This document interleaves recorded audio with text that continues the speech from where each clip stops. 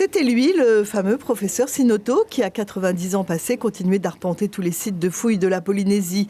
Une passion qui ne l'avait plus quitté depuis son premier voyage en 1960.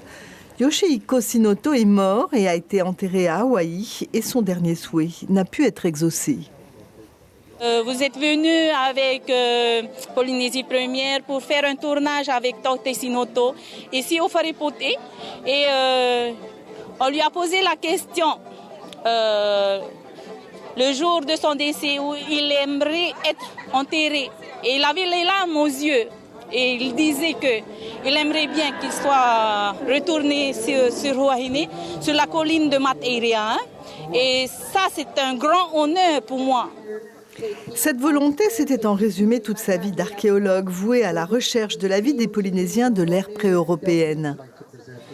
C'est la profondeur même de notre culture qu'il a voulu réveiller, tu vois, parce qu'il était dedans. Et donc vraiment, c'est une très bonne chose. Cette fidélité, cet amour qu'il portait aux Polynésiens et notamment aux habitants de Huahine lui est rendu aujourd'hui avec l'inauguration de cette stèle qui grave son nom à jamais dans les vestiges de son île bien-aimée. C'est vraiment quelqu'un, une page de notre histoire, Sinoto. Parce qu'il a travaillé non seulement ici aux îles Seulement, mais au Tuamotu, aux Marquises également, il connaît tous ces marins.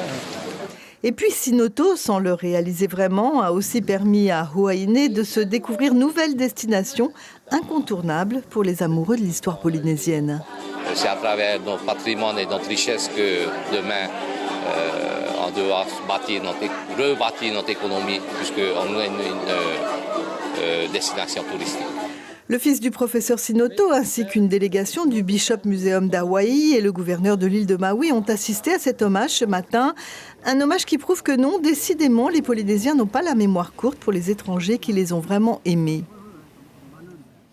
Et nous rejoignons en direct de Huahine Lorenzo Marama et son invitée Dorothy Levy, présidente de l'association Opunui. Lorenzo Marama, il semble que les travaux du professeur Sinoto n'ont jamais vraiment été compris. Bonsoir Chiquita, je me trouve ici dans le magnifique Wharepote de Maeva Huahine avec mon invité qui est donc la présidente de l'association Opunui, Dorothy Levy. Bonsoir Dorothy.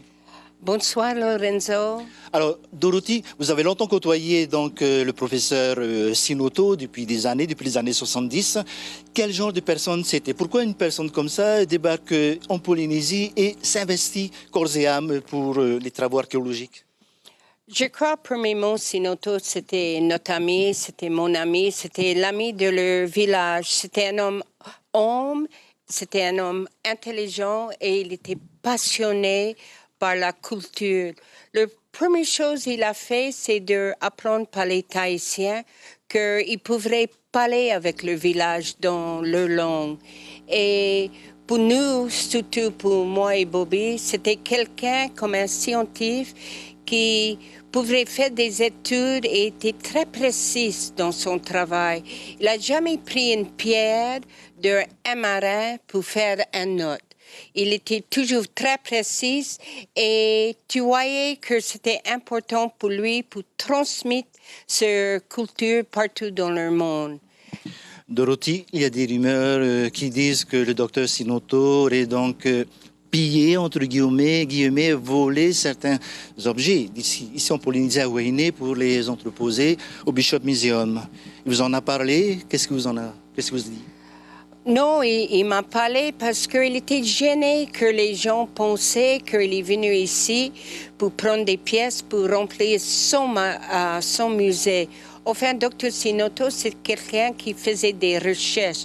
Il n'était pas collecteur. Je suis déjà allée chez lui pour manger dîner et tu ne voyais pas une pierre qui est venue de les marins de tout Polynésien. Il était très correct. Il était recherché, il cherchait, il regardait les pierres, il les comparait pour savoir un peu plus sur la migration. Si vraiment on vient de Nouvelle-Zélande, si vraiment on vient de Hawaï, il a besoin des preuves. Et c'était ça son travail. Il n'a jamais pris des objets et même les gens leur offert des objets. Il a dit qu'il ne voulait jamais avoir un objet dans sa valise pour ramener chez lui. Mais il faut dire aussi, en 1970, quand il est venu avec Kenneth Emery, on n'avait pas de musée. On avait une maison à papier où on gardait les pièces. Et les plumes, et les tapas, et les petits objets de bois, ça va s'abîmer si on met seulement dans une maison sans clim, sans... Alors, il a pris ces objets, ils sont au Bishop Museum. Et, mais en vérité, un jour, je crois que le Bishop va ramener qu'on a un vrai musée. Merci beaucoup, Dorothy Lévy, pour ces précisions. Seul bémol, Chiquita, c'est l'absence brillante des membres, même pas des membres, mais au moins des représentants du gouvernement, donc, dans cette cérémonie haut et en couleur ici à Maïva Huayné.